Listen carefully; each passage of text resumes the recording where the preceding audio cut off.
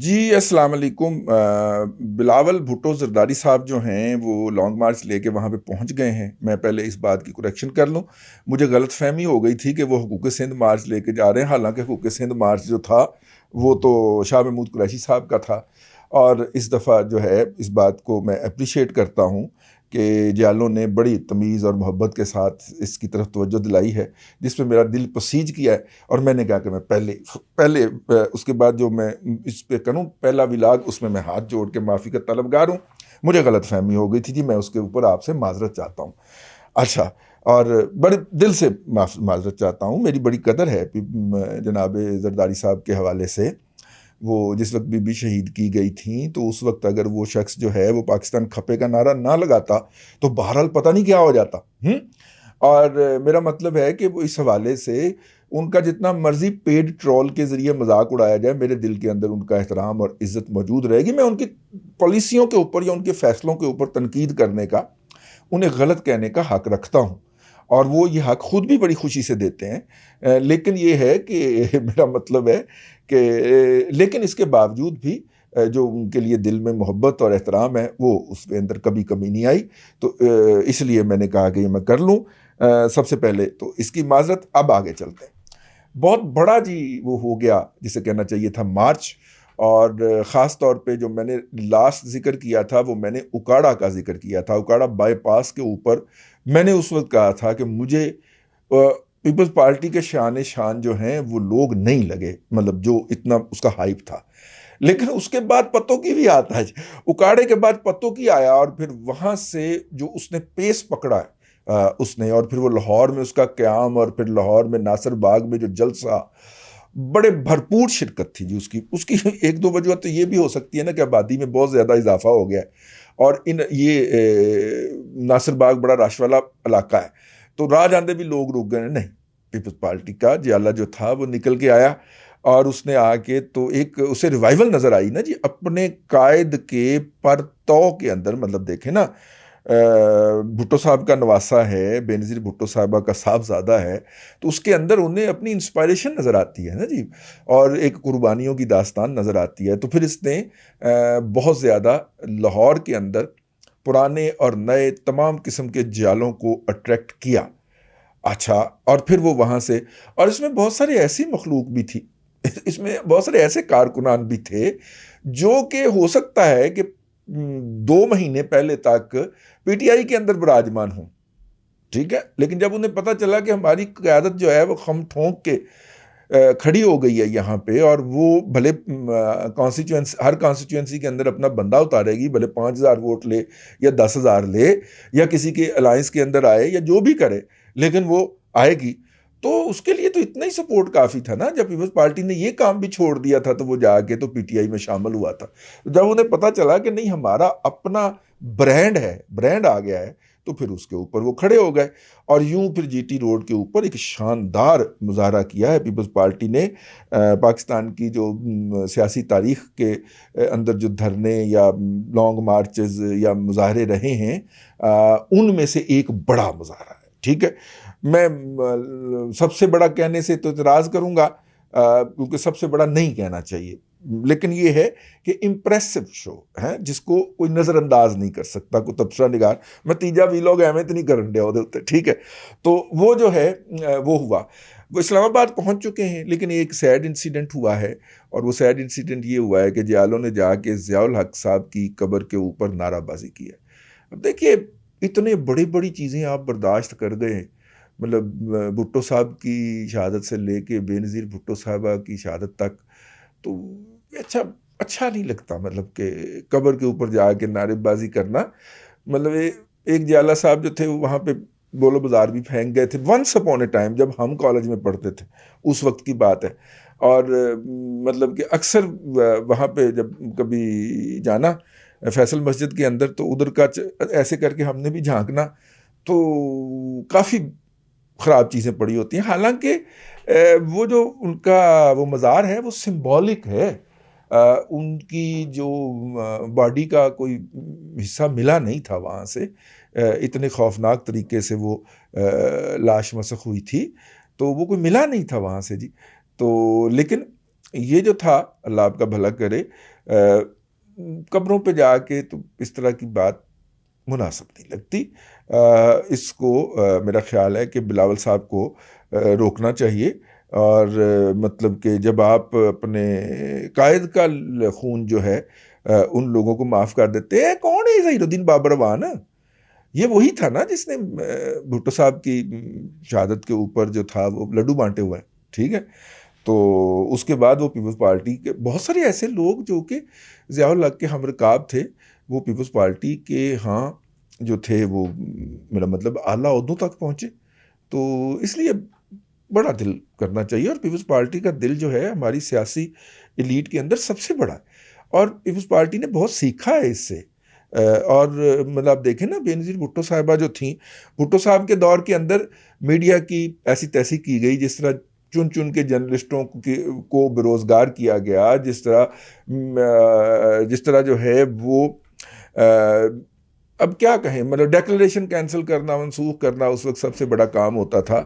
اور اپنے محسنوں کو، مطلب جب بھٹو صاحب کی کوئی ایک سطری خبر نہیں چھاپتا تھا، ایک کالم تصویر نہیں چھاپتا تھا، تو اس وقت شورش کاشمیری اور مجید نظامی صاحب جو تھے، وہ بھٹو صاحب کو اپنے جو ان کے پرچے تھے یا اخبار تھے ان میں چھاپا کرتے تھے. اور بھٹو صاحب نے جس طرح عمران خان نے کیا ہے، جب وہ وزیر اعظم بنے تھے تو انہوں نے ان دونوں کو اتنا رگڑا لگایا تھا جو تاریخ کا حصہ ہے. ہم تاریخ پڑھتے نہیں نا اپنی. تو عمران خان صاحب بھی اسی نقش قدم پہ چلے ہیں الحمدللہ. لیکن جب تلخی ہوئی اور جن کو رگڑا لگا ہوا تھا، جنہوں نے بےروزگاریاں اور جیلیں کاٹی تھیں اس وقت بھٹو صاحب کے دور میں، یہ مجیب الرحمان شامی صاحب جو ہیں، یہ ان کی جب شادی ہوئی تھی اور ولیمے والے دن انہیں جو تھا وہ جسے کہنا چاہیے جو لفافہ ڈلیور کیا گیا تھا، اس میں ان کا ٹرمینیشن لیٹر تھا. اور وہ بھٹو صاحب، ٹھیک ہے، بھٹو صاحب تھے، ہاں وہ ادھر سے تھا.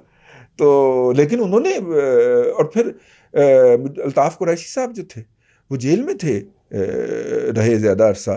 اخبار ان کا ڈیکلریشن بھی ضبط ہو جانا، اردو ڈائجسٹ بھی بند ہو جانا، اور لیل و نہار ان کے پاس ایک ڈیکلریشن ہوتا تھا، اس کے اوپر وہ چھپا کرتا تھا. تو یہ سارا کچھ ان کے ناقد جرنلسٹوں نے بھگتا ہوا تھا. لہٰذا پیپلز پارٹی نے جو سبق سیکھا کہ اب ہم نے جرنلسٹوں کو کچھ نہیں کہنا، بلکہ وہ تنقید بھی کریں تو آگے سے کہنا ہے کہ یار دیکھ لیں آپ، مطلب اس طرح نہیں کرنا. تو اچھا، اپنے تیسرے دور کے اندر نواز شریف صاحب بھی یہ کچھ سیکھ گئے ہوئے تھے، لیکن ان کے ساتھ ان کے سامنا ان کا تو سامنا ہی پیڈ ٹرول سے پڑ گیا نا، اور پانچویں پشت کی دوگلی جنگ کے مجاہدین ان پہ ٹوٹ پڑے. تو وہاں پہ کوئی ایتھکس، کوئی تنقید، کوئی یہ کچھ تھا نہیں. ہم نواز شریف صاحب کے بڑے آؤٹ سپوکن، جسے کہتا ہوں، ناقد رہے ہوئے ہیں. ہلکا پھلکا بھگتا بھی ہے ان کے بھائی کے ہاتھوں، لیکن میرا مطلب ہے کہ نواز شریف صاحب کے اوپر اتنی خوفناک قسم کی میڈیا آنسلاٹ ہوئی کہ ہمیں بھی اپنے وہ نقطۂ نظر سے واپس لے کے انہیں کہنا پڑا گا، یار کوئی شرم ہی کار لو یار، کی کرن رہے ہو، یہ میڈیا ہی تنقید تو نہیں ہے یار، یہ تو آپ کریکٹر اسیسینیشن کی طرف چلے گئے. اور پھر اس کو ایکسٹریم کے اوپر کچھ لوگ کہتے ہیں کہ یوتھیا مجہول القوم الجاہلی علی لقل المدید نے پہنچایا. میرا خیال ہے کہ یوتھیوں سے زیادہ پانچویں پشت والے جو تھے یہ گند ڈالنے میں زیادہ تھے. اس لیے آج کل آپ کو سوشل میڈیا کے اوپر وہ والا گند جو 2014 سے شروع ہو کے 16 میں اپنی ایکسٹریم پہ پہنچا تھا، وہ آپ کو کم نظر آتا ہے. خاص طور پہ میں اگر عرض کروں تو بابی بھائی کے آنے کے بعد جو گند مچنا شروع ہوا تھا سوشل میڈیا کے اوپر، شکریہ سے شروع ہو کے وہ جو مچنا شروع ہوا تھا، تو وہ اس نے اپنی پیک پہ پہنچ کے یہ 2021 میں آ کے اس نے پھر آخری سانسیں لینا شروع کی ہیں، جب انہوں نے یہ کہنا کہ یہ شروع کیا ہے کہ ہم غیر جانبدار ہیں. ادروائز اتنا خوفناک گند مچا ہے کہ رہ رابطہ نہ. خیر آگے چلتے ہیں. تو وہ خیر بہت بڑا ایک مارچ تھا، اور اس کا امپیکٹ یہ ہوا کہ حکومت کو اپنے بہت سارے فیصلے جو تھے ان کو واپس لینا پڑا، اور یہ اس کے پہنچتے ہی وہاں پہ نو کانفیڈنس موو جو تھی وہ پیش ہو گئی. میرا خیال گجر خان پہ زرداری صاحب نے بھی خطاب کیا، اور پھر پریس کانفرنس کے اندر انہوں نے بڑی میننگ فل بات کہی. اگر آپ کو یاد ہو تو جب 2008 میں انہوں نے کہا تھا کہ کوئی مخدوم ہی ہوگا. انہیں پوچھا کہ وزیر اعظم کون ہوگا, انہوں نے کہا کوئی مخدوم ہی ہوگا. ٹھیک ہے, اپنا لیکن اس دفعہ ان سے پوچھا گیا کہ وزیر اعظم کون ہوگا. تاریخ کتنی ظالم ہے, انہوں نے کہا کوئی شریف آدمی ہوگا, ساتھ میں شہباز شریف بیٹھا ہوا تھا. شہباز شریف جو ہے, چلیں مان لیتے ہیں آپ کہتے ہیں تو وہ شریف آدمی ہوں گے, ٹھیک ہے, لیکن ساتھ میں وہ تھے. تو خیر امپیکٹ اس کا لانگ مارچ کے پہنچنے کا یہ ہوا کہ نو کانفیڈنس موو ہو گئی. اب اس کے بعد پی ڈی ایم نے, اور جس کے اندر پی ایم ایل این بھی شامل ہے, انہوں نے بھی اپنا ایک لانگ مارچ اناؤنس کر رکھا ہے. اور اگر میں یہ کہوں کہ اگر یہ موو ناکام ہوتی ہے تو میں آپ کو پہلے بھی اپنے ایک ولاگ میں عرض کر چکا ہوں کہ اپوزیشن پھر گھر پہ نہیں جائے گی واپس, ٹھیک ہے, وہ سڑکوں پہ رہے گی. اور آپ کو پتہ ہے سڑکوں پہ رکھنے کا فارمولہ جو ہے وہ جناب, سڑکوں پہ اگر 20,000 لوگ آئیں تو کیا ہو جاتا ہے, ٹھیک ہے, وہ جناب عمران خان صاحب اپنے منہ سے بتا چکے ہوئے ہیں, اور وہ ان سے برداشت نہیں ہوتا اگر کوئی 20,000 کا مجمع سڑک پہ آ جائے یا کسی جگہ پہ اکٹھا ہو جائے تو واقعی رات کو جو ہے وہ ڈبل کرنا پڑتا ہے, ٹھیک ہے. تو خیر یہ ہم کر رہے ہیں ولاگ ریکارڈ بدھ والے دن, اور راوی کہتا ہے کہ ہفتے پیر اور منگل کی درمیانی شب جو تھے وہ حالات بہت خراب ہو گئے تھے, اور موصوف کوئی بہت بڑا فیصلہ لینے لگے تھے. اور پھر جناب بھیجنے والوں نے پھر بھیجا ان کو کہ ٹھیک ہے پھر فیصلہ لے لیں, ٹھیک ہے. تو اعظم خان ہی اس کو ماننے سے انکار کر دے گا, ٹھیک ہے. پھر انہوں نے جا کے سمجھایا بجھایا, اور پھر انہوں نے اس کی طرف جانے کی بجائے لوگوں سے رابطہ کرنے کا, ناراض لوگوں کو منانے کا فیصلہ کیا. ادروائز وہ اس رات جو تھے وہ کر دینے لگے تھے. یہ بڑے ذرائع نے ہمیں خبر دی ہے کہ, اور مطلب کہ میں نے کہا کہ اشمہ تجھ پہ رات یہ بھاری ہے جس طرح ہم نے تمام عمر گزاری ہے اس طرح.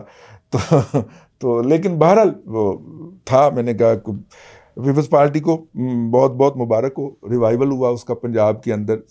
اسلام آباد میں کے پی کے سے بھی بہت سارے لوگ آئے ان کو جوائن کرنے کے لیے. ویسے بلاول صاحب کے پی کے کا پہلا دورہ فرما آئے ہوئے تھے, اور یہ بیسیکلی جی ٹی روڈ کا شو تھا. پارٹی ابھی وہاں پہ موجود ہے, اگر قیادت جو ہے وہ وہاں کے مقامی ورکر کو, جیالے کو ہاتھ پکڑائے, اور وہاں پہ جو لوگ الیکشن لڑنے کے امیدوار ہیں ان کو اون کیا جائے. اور اب دیکھیں اس کو بہت سارے لوگ واپس لینے میں آسانی ہو گئی جو کہ کسی دباؤ کے تحت یا کسی لالچ میں ادھر چلے گئے تھے.